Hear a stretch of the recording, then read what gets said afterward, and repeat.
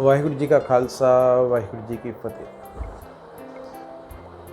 ਪਿਛਲੇ ਪ੍ਰੋਗਰਾਮ ਦੇ ਵਿੱਚ ਅਸੀਂ ਆਤਮਾ ਦੇ ਬਾਰੇ ਵਿਸਥਾਰ ਨਾਲ ਚਰਚਾ ਕੀਤੀ ਸੀ। ਅੱਜ ਅਸੀਂ ਉਸ ਅਕਾਲ ਪੁਰਖ ਪਿਤਾ ਪਰਮਾਤਮਾ ਬਾਰੇ ਚਰਚਾ ਕਰਾਂਗੇ।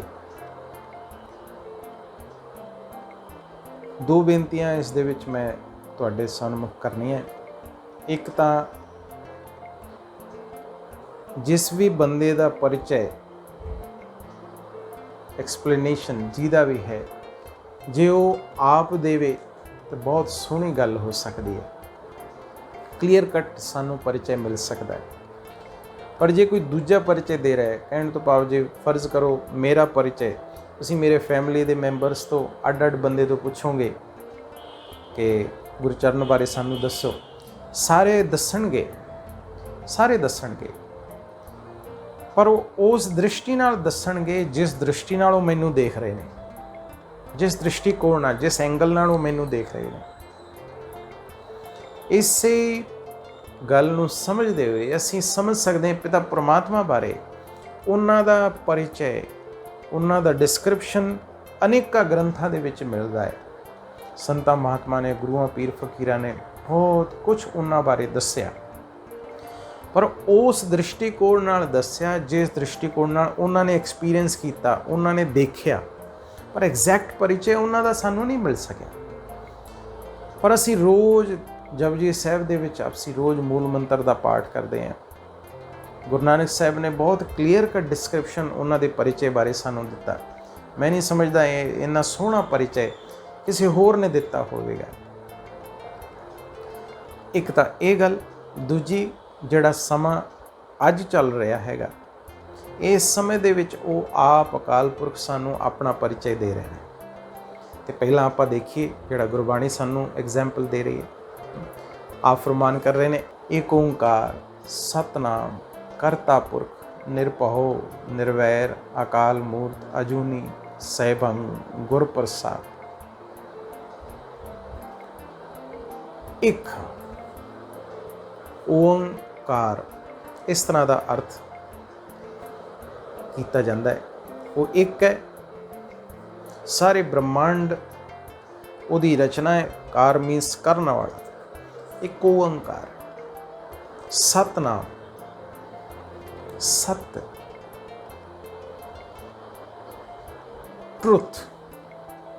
ਟਰੁੱਥ ਮੀਨਸ ਨੈਵਰ ਚੇਂਜਿੰਗ, ਜਿਹੜਾ ਕੋਈ ਸਮੇਂ ਦੇ ਨਾਲ ਪਰਿਵਰਤਨ ਨਹੀਂ ਹੁੰਦਾ।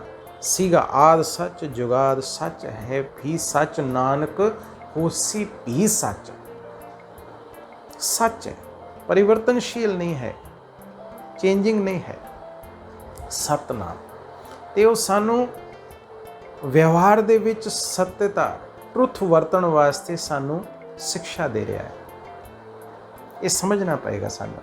ਸਤਨਾਮ ਕਰਤਾ ਪੁਰਖ, ਉਹ ਸਾਰੀ ਸ੍ਰਿਸ਼ਟੀ ਦਾ ਕਰਤਾ ਪੁਰਖ ਹੈ। ਕਰਨ ਕਰਾਵਨ ਹਾਰ ਸੁਆਮੀ, ਸਗਲ ਕਠਾਂ ਕੇ ਅੰਤਰ ਜਾਮੀ। ਕਰਨ ਕਰਾਵਨ ਹਾਰ ਹੈ, ਉਹ ਸਾਰੀ ਸ੍ਰਿਸ਼ਟੀ ਦਾ ਕਾਰੋਬਾਰ ਉਹ ਆਪ ਕਰਾ ਰਿਹਾ ਹੈ। ਹੁਕਮ ਦੇ ਅਨੁਸਾਰ ਉਹਨੇ ਨਿਯਮ ਜਿਹੜੇ ਬਣਾਏ ਆ, ਉਸ ਅਨੁਸਾਰ ਸਾਰਾ ਕਾਰੋਬਾਰ ਚੱਲ ਰਿਹਾ ਹੈਗਾ। ਕਰਤਾ ਪੁਰਖ ਨਿਰਭਉ, ਕਿਸੇ ਦਾ ਨਾਲ ਕਿਸੇ ਤੋਂ ਭੈ ਨਹੀਂ ਹੈਗਾ ਉਸਨੂੰ। ਕਿਉਂ ਨਹੀਂ ਭੈ ਹੈਗਾ? ਇੱਕ ਤਾਂ ਉਹ ਸਰਵ ਸ਼ਕਤੀਵਾਨ ਆਲਮਾਈਟੀ ਅਥਾਰਟੀ ਹੈ। ਦੂਜਾ ਅਗਲੀ ਜਿਹੜੀ ਡਿਸਕ੍ਰਿਪਸ਼ਨ ਹੈ ਉਹ ਦੇ ਰਹੇ ਨੇ, ਨਿਰਵੈਰ, ਕਿਸੇ ਦੇ ਨਾਲ ਵੈਰ ਵਿਰੋਧ ਨਹੀਂ। ਸਾਰਿਆਂ ਨੂੰ ਸਮਾਨ ਦ੍ਰਿਸ਼ਟੀ ਨਾਲ ਰਿਜ਼ਕ ਦੇ ਰਿਹਾ ਹੈ, ਸਾਰਿਆਂ ਨੂੰ ਸਮਾਨਤਾ ਨਾਲ ਪਾਲਣਾ ਕਰ ਰਿਹਾ ਹੈ। ਸਮਾਨ, ਕਿਸੇ ਦੀ ਕਮੀ ਕਮਜ਼ੋਰੀ ਨਹੀਂ ਦੇਖਦਾ। ਸਾਰਿਆਂ ਨੂੰ ਭਾਵੇਂ ਕਿੱਦਾਂ ਦਾ ਵੀ ਹੈ ਉਹਨੂੰ ਸਮਾਨ ਰਿਜ਼ਕ ਦੇ ਰਿਹਾ ਹੈ। ਜਿੱਥੇ ਵੀ ਹੈ ਉਹਨੂੰ ਰਿਜ਼ਕ ਦੇ ਰਿਹਾ ਹੈ, ਉਹਦੀ ਪਾਲਣਾ ਕਰ ਰਿਹਾ ਹੈ। ਨਿਰਭਉ ਨਿਰਵੈਰ ਅਕਾਲ ਮੂਰਤ, ਉਹ ਕਾਲ ਦੇ ਪ੍ਰਭਾਵ ਤੋਂ ਰਹਿਤ ਹੈ। ਉਹਦੀ ਮੂਰਤ ਕਾਲ ਦੇ ਪ੍ਰਭਾਵ ਤੋਂ ਰਹਿਤ, ਜਨਮ ਮਰਨ ਤੋਂ ਰਹਿਤ। ਜਨਮਾਂ ਮਰਨਾਂ ਦੇ ਚੱਕਰਾਂ ਨੇ, ਦੁੱਖ ਸੁੱਖ ਕਰਮ ਬੰਧਨ, ਇਹਨਾਂ ਦੇ ਵਿੱਚ ਉਹ ਨਹੀਂ ਆਉਂਦਾ। ਅਕਾਲ ਮੂਰਤ ਅਜੂਨੀ, ਜੂਨਾਂ ਦੇ ਵਿੱਚ ਨਹੀਂ ਆਉਂਦਾ। ਸਹਿਭੰਗ, ਉਹ ਸੈਲਫ ਇਲੂਮੀਨੇਟਿਡ, ਉਹਦੀ એનર્ਜੀ ਆਪ ਦੀ ਹੈਗੀ। ਕਹਿਣ ਤੋਂ ਭਾਵ ਜਿਵੇਂ ਆਪਾਂ ਇਸ ਸੌਰ ਮੰਡਲ ਤੋਂ ਦੇਖ ਲੀਜੀਏ, ਸੂਰਜ ਹੈ, ਸੂਰਜ ਦੀ ਆਪਣੀ એનર્ਜੀ ਹੈ, ਚੰਦਰਮਾ ਦੀ ਰਿਫਲੈਕਟਡ એનર્ਜੀ ਹੈ।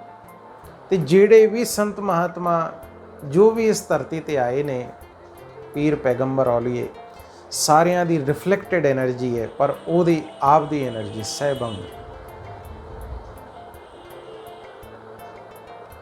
ਗੁਰਪ੍ਰਸਾਦ। ਤੇ ਉਹ ਮਿਲਦਾ ਕਿਸ ਤਰ੍ਹਾਂ ਹੈ ਗੁਰੂ ਦੇ, ਜਦੋਂ ਉਹ ਆਪ ਸਤਿਗੁਰੂ ਬਣ ਕੇ ਆਉਂਦਾ ਹੈ, ਉਹ ਆਪਣਾ ਡਿਸਕ੍ਰਿਪਸ਼ਨ ਆਪ ਦਿੰਦਾ ਹੈ, ਆਪ ਆ ਕੇ ਆਪਣਾ ਪਰਿਚੈ ਦਿੰਦਾ ਹੈ, ਫਿਰ ਉਸ ਨੂੰ ਅਸੀਂ ਮਿਲ ਸਕਦੇ ਹਾਂ। ਇਹ ਬਹੁਤ ਕਲੀਅਰ ਕੱਟ ਸਾਨੂੰ ਸਮਝਣਾ ਪਏਗਾ। ਉਹ ਆਪ ਆ ਕੇ ਪਰਿਚੈ ਦਿੰਦਾ ਹੈ, ਉਸ ਦੀ ਕਿਰਪਾ ਦੇ ਨਾਲ ਹੀ, ਉਸ ਦੇ ਪ੍ਰਸਾਦ ਦੇ ਨਾਲ ਹੀ ਅਸੀਂ ਉਸ ਨੂੰ ਮਿਲ ਸਕਦੇ ਹਾਂ। ਤੇ ਪਹਿਲਾਂ ਹੀ ਮੈਂ ਬੇਨਤੀ ਕੀਤੀ, ਆਦਿ ਸੱਚ ਜੁਗਾਦ ਸੱਚ ਹੈ ਵੀ ਸੱਚ, ਨਾਨਕ ਹੋਸੀ ਪੀ ਸੱਚ। ਹੁਣ ਇਹ ਉਹਦਾ ਡਿਸਕ੍ਰਿਪਸ਼ਨ ਹੈ, ਉਹਦਾ ਪਰਿਚੈ ਹੈ। ਉਹ ਜੋਤ ਸਰੂਪ, ਜਿਵੇਂ ਅਸੀਂ ਆਤਮਾਵਾਂ ਜੋਤੀ ਸਰੂਪ, ਉਹ ਵੀ ਜੋਤ ਸਰੂਪ ਨਿਰਾਕਾਰ, ਇਸ ਸ੍ਰਿਸ਼ਟੀ ਦਾ ਕਰਤਾ। ਨਾਨਕ ਦੇਵ ਜੀ ਮਹਾਰਾਜ ਫਰਮਾਨ ਕਰ ਰਹੇ ਨੇ, ਥਾਪਿਆ ਨਾ ਜਾਏ ਕੀਤਾ ਨਾ ਹੋਏ, ਆਪੇ ਆਪ ਨਿਰੰਜਨ ਸੋਏ।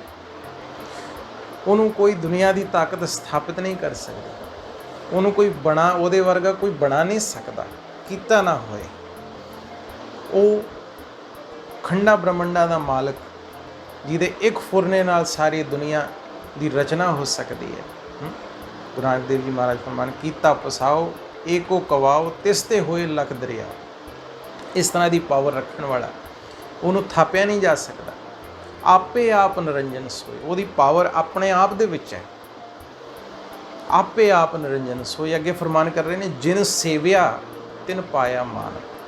ਮਾਣ ਕਿਹਨਾਂ ਨੂੰ ਮਿਲਦਾ ਹੈ?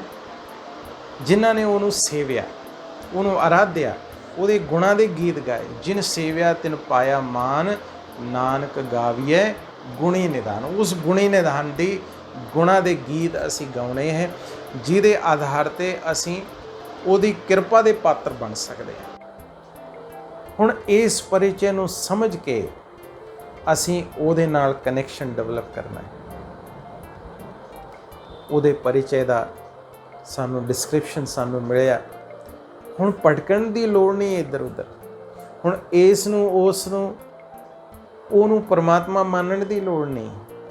ਸਿਰਫ ਉਹ ਇੱਕ ਹੈ। ਕਹਿਣ ਤੋਂ ਭਾਵ ਸ਼ੁਰੂ ਇੱਕ ਹੀ ਤੋਂ ਕੀਤਾ, ਅਨੇਕ ਨਹੀਂ ਹੋ ਸਕਦੇ। ਮੈਂ ਕਹਾਂ ਮੈਂ ਭਗਵਾਨ ਹਾਂ, ਮੈਂ ਪਰਮਾਤਮਾ, ਸ਼ਿਵੋ ਅਹਮ, ਅਹਮ ਬ੍ਰਹਮਾਸਮੀ, ਇਹ ਸਾਰੀਆਂ ਗੱਲਾਂ ਝੂਠ ਨੇ, ਇਹ ਮਨਗਣਤ ਗੱਲਾਂ ਨੇ। ਉਹ ਇੱਕ ਹੈ, ਇੱਕ ਅਕਾਲ ਪੁਰਖ। ਅਸੀਂ ਉਹਨੂੰ ਹੀ ਯਾਦ ਕਰਨਾ ਹੈ, ਉਹਦੇ ਕੋਲੋਂ ਹੀ ਸਾਰੀ ਐਨਰਜੀ ਲੈਣੀ ਹੈ। ਇਹ ਸਾਰੀ ਗੱਲਾਂ ਨੂੰ, ਪਰਿਚੈ ਨੂੰ ਸਮਝ ਕੇ ਸਾਡਾ ਭਟਕਾਓ ਬੰਦ ਹੁੰਦਾ ਹੈ। ਸਾਡੀ ਮਨਮੁੰਦੀ ਦੀ ਜਿਹੜੀ ਭਟਕਣਾ ਹੈ, ਉਹ ਖਤਮ ਹੋ ਕੇ ਇੱਕ ਥਾਂ 'ਤੇ ਟਿਕ ਜਾਂਦੀ ਹੈ। ਅਤੇ ਇੱਕ ਥਾਂ 'ਤੇ ਟਿਕਣਾ ਬਹੁਤ ਜ਼ਰੂਰੀ ਹੈ। ਜੇ ਅਸੀਂ ਉਹਦੇ ਕੋਲੋਂ, ਮੰਨ ਲਓ ਫਰਜ਼ ਕਰੋ, ਇਹ ਪਰਿਚੈ ਜਾਣਨਾ ਕਿਉਂ ਜ਼ਰੂਰੀ ਹੈ? ਫਰਜ਼ ਕਰੋ ਤੁਸੀਂ ਮੈਨੂੰ ਮਿਲਣਾ ਚਾਹੋ, ਅਤੇ ਜੇ ਮੇਰਾ ਪਰਿਚੈ ਤੁਹਾਨੂੰ ਨਹੀਂ ਹੋਵੇਗਾ ਤਾਂ ਤੁਸੀਂ ਕਿੱਦਾਂ ਮਿਲ ਸਕਦੇ ਹੋ ਮੈਨੂੰ? ਜੇ ਮੇਰਾ ਨਾਂ ਪਤਾ ਤੁਹਾਨੂੰ ਨਹੀਂ ਪਤਾ, ਨਹੀਂ ਮਿਲ ਸਕਦੇ। ਅਤੇ ਕਿਸੇ ਨੂੰ ਵੀ ਮਿਲਣਾ ਹੈ, ਉਹਦਾ ਪਰਿਚੈ ਹੋਣਾ ਬਹੁਤ ਜ਼ਰੂਰੀ ਹੈ। ਉਹਦਾ ਇੰਟਰੋਡਕਸ਼ਨ, ਅਤੇ ਉਹਦਾ ਇੰਟਰੋਡਕਸ਼ਨ ਵੀ ਬਹੁਤ ਜ਼ਰੂਰੀ ਹੈ। ਕਹਿਣ ਤੋਂ ਭਾਵ ਜਿਹੜੀ ਸਰਵਉੱਚ ਸੱਤਾ, ਜਿਹੜੀ ਪੂਰੀ ਸ੍ਰਿਸ਼ਟੀ ਨੂੰ ਕੰਟਰੋਲ ਕਰ ਰਹੀ ਹੈ, ਜੇ ਉਹਦਾ ਪਰਿਚੈ ਸਾਨੂੰ ਨਹੀਂ ਹੈਗਾ, ਅਸੀਂ ਹੋਰ ਜਾਣਕਾਰੀਆਂ ਲੈ ਕੇ ਕੀ ਕਰਾਂਗੇ? ਅਤੇ ਪਹਿਲਾਂ ਆਪਣਾ ਪਰਿਚੈ ਵੀ, ਪਿਤਾ ਪਰਮਾਤਮਾ ਦਾ ਪਰਿਚੈ ਵੀ, ਇਹ ਸਾਰੇ ਡਿਸਕ੍ਰਿਪਸ਼ਨ ਸਾਨੂੰ ਹੋਣੇ ਬਹੁਤ ਜ਼ਰੂਰੀ ਨੇ। ਅਤੇ ਇਹ ਸਾਰੀਆਂ ਗੁਰਬਾਣੀ ਦੀਆਂ ਸੇਧਾਂ ਨੂੰ ਆਪਣੇ ਜੀਵਨ ਦੇ ਵਿੱਚ ਲਾਗੂ ਕਰੀਏ, ਆਪਣੇ ਆਪ ਨੂੰ ਪਹਿਚਾਣੀਏ, ਉਸ ਪਿਤਾ ਪਰਮਾਤਮਾ ਨੂੰ ਪਹਿਚਾਣੀਏ। ਹੁਣ ਅੱਗੇ ਆਪਾਂ ਡਿਸਕ੍ਰਿਪਸ਼ਨ ਹੋਰ ਦੇਖਾਂਗੇ ਕਿ ਕਨੈਕਸ਼ਨ ਕਿੱਦਾਂ ਕਰੀਏ, ਕਿੱਦਾਂ ਉਹਦੇ ਕੋਲ ਸ਼ਕਤੀਆਂ ਲਈਏ, ਕਿ ਕਿਸ ਤਰ੍ਹਾਂ ਉਹਨੂੰ ਆਪਣੇ ਜੀਵਨ ਦੇ ਵਿੱਚ ਹਿੱਸਾ ਬਣਾਈਏ। ਹੁਣ ਪਰਿਚੈ ਹੋ ਗਿਆ, ਪਰਿਚੈ ਦੇ ਆਧਾਰ 'ਤੇ ਉੱਤੇ ਕਨੈਕਸ਼ਨ। ਅਗਲੇ ਪ੍ਰੋਗਰਾਮਾਂ ਦੇ ਵਿੱਚ ਹੋਰ ਬੇਨਤੀਆਂ ਕਰਾਂਗੇ। ਇਤਨੀਆਂ ਕਿ ਬੇਨਤੀਆਂ ਪ੍ਰਵਾਨ ਕਰਨੀਆਂ ਜੀ। ਗੱਜ ਕੇ ਫਤਿਹ ਬੁਲਾਓ। ਵਾਹਿਗੁਰੂ ਜੀ ਕਾ ਖਾਲਸਾ, ਵਾਹਿਗੁਰੂ ਜੀ ਕੀ ਫਤਿਹ।